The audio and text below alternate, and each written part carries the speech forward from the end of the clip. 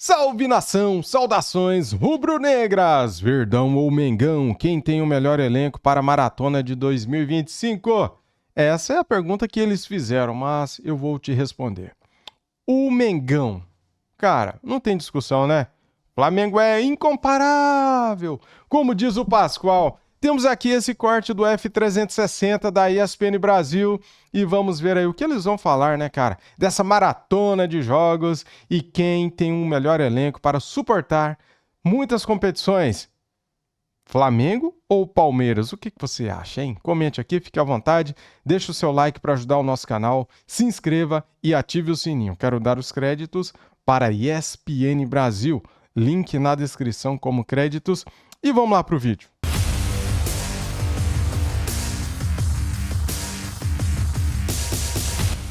Para o topo da tabela, com Flamengo e Palmeiras, os dois sendo assunto agora aqui no F360. E a gente tem números aí dessa disputa que já é acirrada. Em 3 jogos no Brasileirão, os dois conquistaram 7 pontos. O Flamengo em primeiro e o Palmeiras em segundo. As mesmas campanhas em termos de vitória e empate, 2 vitórias e 1 empate, não perderam nenhuma. Mesmo aproveitamento igualzinho, e aí o Flamengo fica na frente no saldo de gols. Tem um detalhe aí, né? O Flamengo fez 2 jogos fora de casa e o Palmeiras fez 1 jogo fora de casa. Gols marcados, né? Na verdade, nos gols marcados, nem no saldo, né? Porque o saldo dos dois é 1. Só que o Flamengo fez 5 gols e o Palmeiras só fez 2. O saldo é de 3, né? Para os dois, só que o Flamengo fez 5. Não. Eu tava contando 5 e 4 e 2 e 1. É 5 e 2 e 4 e 1. O saldo é de 3, é verdade. E aí? A gente falou, né, mais cedo, ainda é muito cedo para fazer previsões do campeonato, né? Porque tem questão, por exemplo, do Atlético, o desempenho tem sido melhor do que a pontuação, mas nesse caso acho que dá para falar que isso já é um indicativo da posição que esses times vão ocupar. Né? Não estou falando que Tem ocupado, né? E assim, não sei se vai ser um dos dois campeões, vai ser o campeão dos dois, mas eu acredito muito nisso. Mesmo que não sejam, mas é times que vão brigar ali no topo da tabela o tempo todo, pela sequência de trabalho, pela qualidade do elenco. Acho que tem muitos motivos para a gente apontar para acreditar que essas duas equipes vão estar no mais alto nível. Acho que quem gerava um pouco mais de dúvida pelo momento era o Palmeiras, pela queda que teve nesse início de temporada, mas dentro do processo... E reforçou bem, né? Se reforçou bem, teve mudanças também significativas em relação à base dos últimos anos, mas a sequência do trabalho, o time extremamente qualificado... Eu acho que o ponto é, quem pode tirar o título brasileiro de um desses dois, ou quem pode brigar ao lado deles pelo título brasileiro? Eu apostaria ou apontaria o Internacional, pelo time que tem, que vê até que ponto o Inter vai focar no brasileiro, vai ficar mais em Libertadores, até onde chega o Internacional em Libertadores, mas eu apontaria Internacional e Botafogo. Isso vale também para Flamengo e Palmeiras, né? Até que ponto as Copas vão mexer nisso, mas é isso, o Inter pela bola, o Botafogo pelo resquício de tudo que fez. Acho que o Atlético Mineiro, por potencial, são times aí que podem brigar. O Flamengo, o Flamengo é o primeiro a ganhar 2 fora de casa. 2 jogos importantes fora de casa. Do Vitória e do Grêmio, mostrou força. O Palmeiras se impôs num clássico. E é daí para melhor, né? Porque um vai ter Paulinho, outro vai ter Pedro. Então, a tendência é que eles melhorem o trabalho acumulado do Abel. Os dois estarão no Mundial, né? Sim. Então, mais uma para dividir.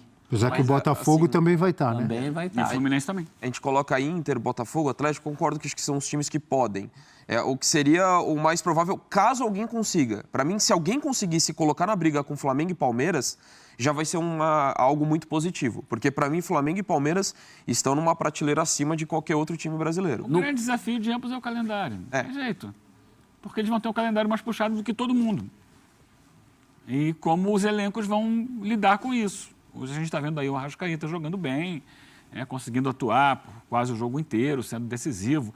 3 gols marcados em 4 finalizações, é impressionante do que ele conseguiu fazer até aqui. Mas será que ele vai aguentar jogar Libertadores, Copa do Brasil, Mundial de Clubes, 38 rodadas de Campeonato Brasileiro. Convocações da seleção uruguaia. Convocações da seleção O Flamengo uruguaia. sofre mais que o Palmeiras nesse aspecto. Então, assim, os dois clubes, estando eles no Mundial, assim como estão o Botafogo e o Fluminense, mas que nesse momento a gente está focando aqui em Flamengo e Palmeiras, que desde 2017, 16, né?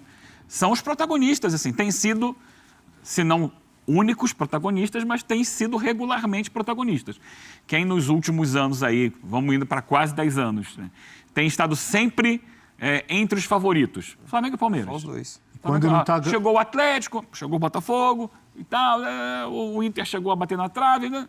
Mas quem sempre está lá? Flamengo e Palmeiras. Às vezes ganhando 2 taças no mesmo ano, às vezes 3, contando o estadual, né? Mas, por exemplo, o Flamengo teve um ano que ganhou Libertadores e Copa do Brasil, e o Palmeiras também. Sem contar 2019, que o Flamengo ganhou Brasileiro e Libertadores. Né? Ou, às vezes, ganha um só. Ano passado, o Flamengo ganhou só, entre aspas, a Copa do Brasil. Ano retrasado, o Palmeiras ganhou só, entre aspas, o Brasileiro. Então, eles estão sempre lá, ganhando e disputando, os dois. Nesse meio tempo, teve Galo campeão brasileiro e Copa do Brasil também. Sim, mas o Galo foi um ano. Os outros O Galo só foi um ano. O Palmeiras e o Flamengo vêm há 5, 6, 7 anos. O Galo Quase bica, 10. o Botafogo belisca, de vez em quando aparece algum, teve a Copa do São Brasil Paulo no São beliscou Paulo. na Copa do Brasil. Mas são os dois protagonistas do Brasil e a tendência é que continue. Só quando a gente colocou ali quem mostrou mais futebol no ano... O Fluminense ganhou uma Libertadores. O Flu. Eu acho que nesse ranking do futebol no ano, o Inter merece ser lembrado.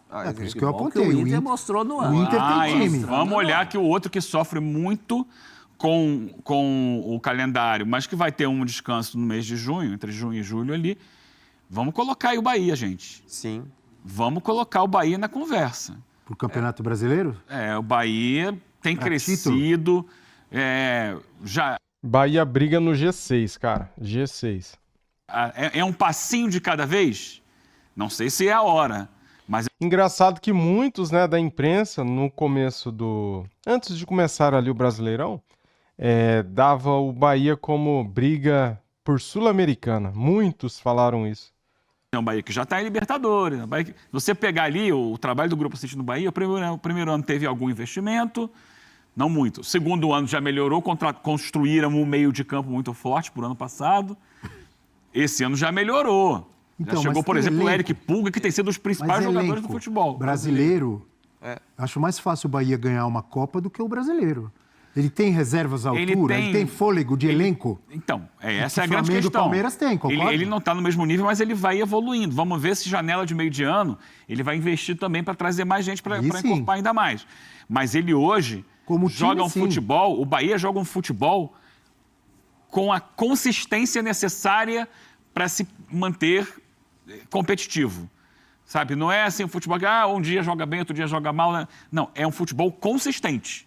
Pode parecer uma incongruência, mas o Bahia talvez tenha mais chance na Libertadores que no Brasileiro. Não, mas é verdade, professor. Foi isso que eu falei, porque é um grande time. Eu só não sei se tem fôlego de elenco. Porque no Brasileiro você muda muito o elenco. Para a Copa eu confio no Bahia.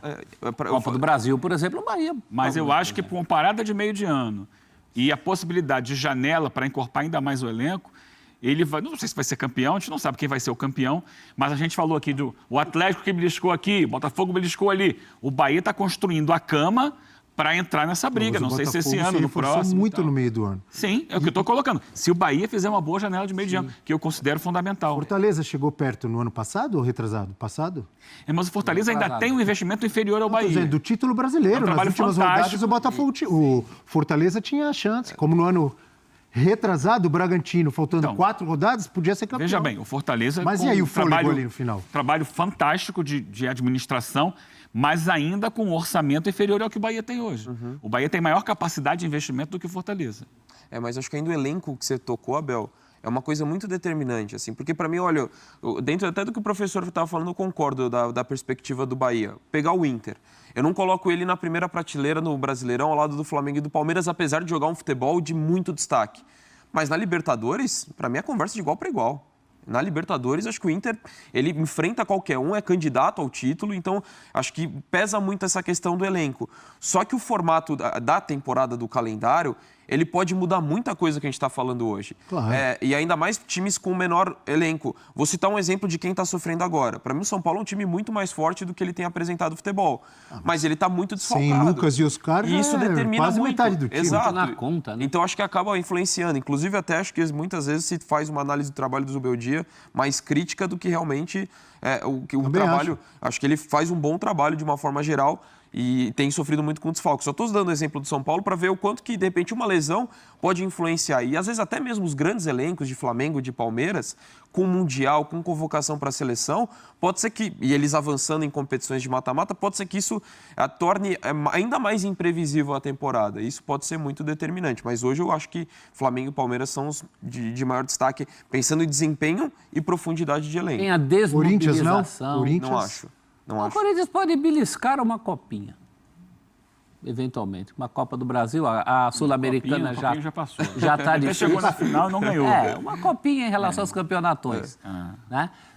A Sul-Americana já começou mal, então isso também dá uma desmobilizada, aí vai ter que dar um esforço extra naquela que não era a prioridade. Então, mas o Corinthians não pode entrar, assim como o Eugênio falou do Bahia.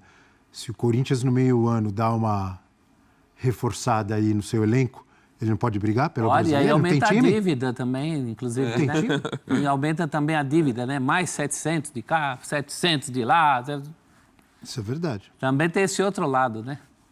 Que a gente... Isso foi aumentando a dívida que o Corinthians ganhou os últimos títulos. Essa dívida que o Corinthians tem hoje é por causa... Racionalmente, eu sempre falo, eu não sei qual é a receita para você salvar uma padaria. Agora, para ela não falir, você não pode deixar de comprar farinha. Isso. Aí também de uma maneira racional, né? Você está gastando um pouco mais ali, cobre aqui, não fica devendo tanto. Essa coisa que é um mal do futebol brasileiro em geral, o Corinthians é a bola da vez nisso. Né? Todo mundo pensa no Corinthians. E o Corinthians é um time muito inconsistente e, sobretudo, defensivamente. E acho que para um time ser campeão em pontos corridos... ser tão frágil defensivamente, isso para mim é um aspecto determinante para não colocar o Corinthians como um dos candidatos ao título. E olha como gasta mal, Dom. Acredito. Quem tem pouco dinheiro não pode fazer uma feira ruim, né? O Corinthians tem problemas defensivos, talvez seja o setor em que o Corinthians mais trouxe jogador novo. Você tem toda a razão, professor. Só trouxe zagueiro, lateral, agora acertou um lateral esquerdo. 4 laterais esquerdos. E é o setor que é um problema que aflige o Santos também. O Santos tem pouco dinheiro, mas olha como o Santos gasta mal. Como vem gastando mal desde outras levas. Tem sempre aquela contratação que fala, não é possível trazer o Cueva, por exemplo. E que o Sampaoli que pediu, viu? Então, eu ia falar isso. Não usou. Que o Sampaoli o Sampaoli sempre pede né? Que ele se contente com o Neymar agora, como essa coisa mais barulhenta, e se vier que faça um trabalho... Você ia dizer que ele pede e larga, né? Deixa de lado. Exato. Normalmente não é só não, é 2, 3. Voltando ao Flamengo e Palmeiras, e já que a gente falou muito de elenco, citando outros clubes que podem ou querem lutar pelo título do brasileiro, vamos olhar um pouquinho mais para os elencos de Flamengo e Palmeiras, os dois que lideram aí, estão na frente no Campeonato Brasileiro, nas primeiras colocações. Cadê a tela? Apareceu. Elenco ajuda o time base do Palmeiras para a temporada. Olha aí, Eugênio, professor Celso. O elenco é muito bom. Olha quanta gente tem. Tem 2 por posição. O Abel já falou isso várias vezes. Um time que quer lutar por títulos tem que ter 2 caras bons, E do mesmo nível. O Lomba tá machucado, é isso? Por posição. Porque só tá o Everton, ele tem o Lomba, que é um goleiro muito experiente ali, né? Olha lá, 3 laterais direitos. Ali tem sobra, né? Marcos Rocha, o Giai e o Mike. E olha que, zagueiros, olha que recentemente ele andou jogando sem nenhum dos 3, né? Com o Fux fazendo um terceiro zagueiro. A torcida não gosta de nenhum desses 3 aí. Mas Lembrando que o Estevão vai sair, né? O Estevão fica até o meio do ano, né? o Marcos Rocha e o Mike tem muita história no Palmeiras. O Piquerez, A galera não curte. eu acho que todo mundo aqui concorda que o Piquerez é mais jogador que o Vanderlan. Muito mais experiente. Mas o Vanderlan já deu altura. conta do recado. Não, Características diferentes, né? O Vanderlan é um jogador mais de velocidade e tal. O Piquerez, a bola sai do pé dele ou para cruzamento ou para finalização com muita qualidade. Isso o Vanderlan não tem. Mas é um jogador que não dá para se desprezar, não. O miolo de zaga, Não você chama- pode fazer várias combinações ali com esse miolo de zaga que você vai bem para os jogos. E no meio de campo, olha quantas opções, e todas elas já testadas não é? O menos testado é o Evangelista, que chegou há pouco tempo. Mas o Aníbal já jogou muito tempo como titular, o Martínez vem sendo titular, o Richard Rios não preciso nem falar. Oi? Muito bom nível. Excelente elenco, não é? Você troca ali e não sente muito. É isso. Entendeu? É assim. Claro que eu acho que o Richard Rios, eu gosto muito dele, tá? É um jogador que corre o campo inteiro, ele está em todos os lugares do campo. E sabe jogar. Sabe jogar, indiscutivelmente. Eu acho que ele está um pouco acima, mas ok, se jogar o Evangelista, se jogar o Martínez, se jogar o Aníbal, o nível é muito próximo, muito próximo. O único problema desse elenco, pensando em brasileiro que vai terminar em dezembro, é que aquela pecinha ali do lado direito, em cima do Felipe Anderson, Não vai embora. estará mais. Vai embora no meio do ano. Esse é o problema. É uma pecinha daquelas que você tira, pode ruir tudo, né? Porque pecinha, Eu não acho que vai pecinha ruim, não. Ele é principal. muito importante, mas o elenco já foi montado pensando na saída dele. Então você tem alternativas ali, tem o Felipe Anderson, o Facundo pode jogar ali também, naquele lado, jogar pela direita, jogou muitas vezes, aliás, a maior parte das vezes pela direita. Né? A gente fala do Maurício Felipe pode cair Anderson. por ali? Não. Pode. O Né? Maurício, quando veio do Inter, no Inter jogava pela direita. Dos três, acho que a melhor opção é o Maurício. Esses dois aí é uma distância daqui na lua em relação O Felipe Anderson vem melhorando, hein? As últimas duas Jogando partidas na ele foi dele bem ali. jogando por ali, né? Mas o Facundo também, porque a gente fala do Felipe. O Felipe estava jogando mal porque estava fora de posição na esquerda. O Facundo joga melhor na direita que na esquerda. Então a questão de abrir espaço ali, você vai ter 3, 4 possibilidades quando sair o Estevão. O Maurício vinha jogando muito bem como falso 9. Ele pode jogar por trás do centroavante ali, porque a finalização dele é muito qualificada. O Paulinho vai melhorar demais o time. O Paulinho é um baita de um jogador. Estando em forma, ele tende a ser, para mim, o principal jogador com a saída do Estevão do time do Palmeiras. Amigos da produção, pode mudar aí pro Flamengo? Se o André quiser completar, completa. Não, eu vejo da mesma forma. Assim. Aí também vai ter Muitas reserva à altura para possibilidades. tudo que é lugar. Só que eu acho que ainda... Assim, os dois, altíssimo nível, mas tem que escolher um elenco. Eu ainda escolho do Flamengo. Então vamos ver o Flamengo. Também com 2 excelentes goleiros. Aí tem 2 laterais já testados e aprovados. Acho que uma característica muito diferente, né? Sim. O Wesley joga de uma maneira... O Flamengo, Wesley quando é tem o mais Wesley... ponta. Quando tem o Wesley, joga de uma maneira. Quando tem o Varela, é diferente. Porque o Wesley, ele vira o ponta. Sim. Muitas vezes é isso. Ele é o jogador que vai ocupar a ponta pela direita ali, liberando o Gerson para jogar mais por dentro.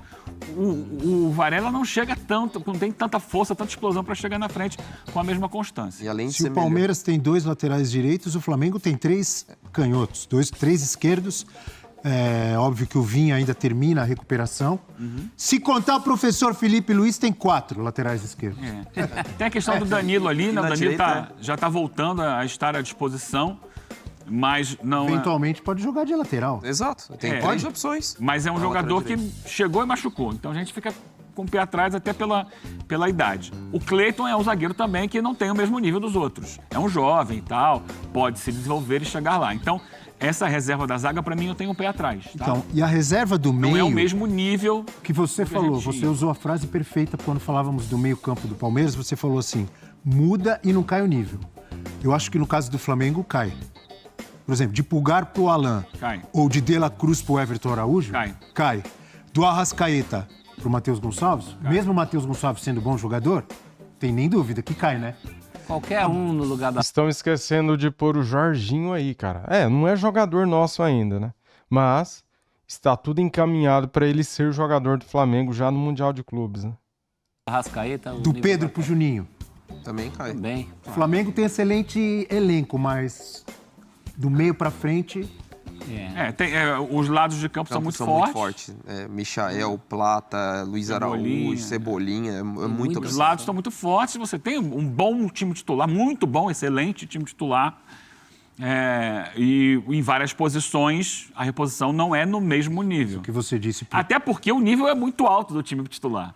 Mas em vários lugares do time você não tem reposição no mesmo nível. Que você Essa disse é uma questão. Agora, acima de tudo, o que importa é uma ideia de jogo que todo mundo executa. Sabe? Todo mundo sabe o que tem que fazer.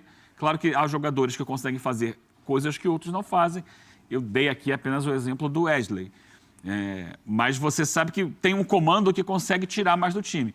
Só que sim, acho que a maior diferença ali é que no Palmeiras a distância entre titulares e reservas, e às vezes a gente não sabe quem é o titular, quem é o reserva, porque a distância é muito pequena. No Flamengo a gente sabe, em praticamente todas as posições, quem são os titulares e quem são os reservas.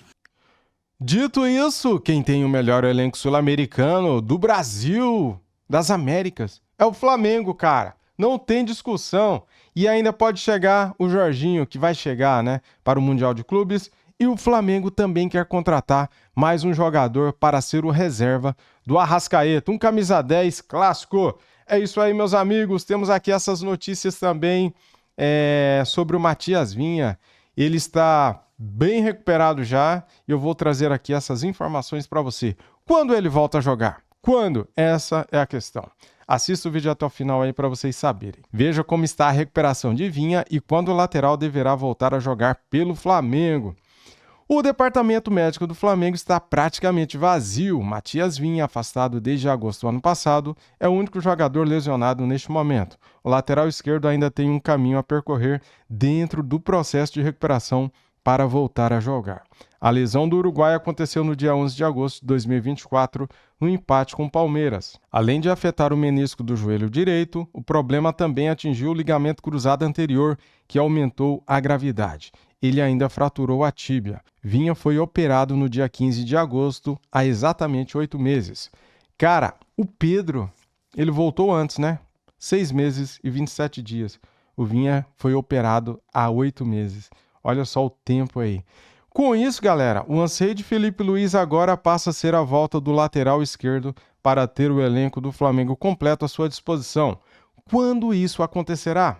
Veja bem, tudo vai depender da evolução de Vinha, que já faz alguns trabalhos com bola no campo do Ninho do Urubu. O lateral cumpre cronograma da fisioterapia e terá de vencer outras fases antes de ser liberado para treinar com o resto dos companheiros. A próxima etapa é a transição para os trabalhos de preparação física antes de se juntar parcialmente ao grupo. Quando isso acontecer, ele deve começar pelo aquecimento com o elenco e, posteriormente, passará a fazer parte das atividades até estar apto a participar dos treinos completos. Cada jogador tem um tempo próprio de evolução e Vinha tem apresentado resultados positivos. O Flamengo não estabeleceu um prazo para o retorno do uruguaio, mas há chances de ele ficar à disposição do treinador Felipe Luiz em junho, podendo viajar com o grupo para disputar o Mundial de Clubes nos Estados Unidos. Além de Vinha, o Flamengo tem Alexandro e Ayrton Lucas como opções para a lateral esquerda. E o próximo jogo do time é quarta-feira, às 21h30, contra o Juventude pela 4ª rodada do Brasileirão. Tá aí, galera, quero pedir para você que assistiu o vídeo até aqui, deixa aquele like, se inscreva aqui no nosso canal e ative o sininho. Tamo junto, saudações rubro-negras. Fui, é nóis.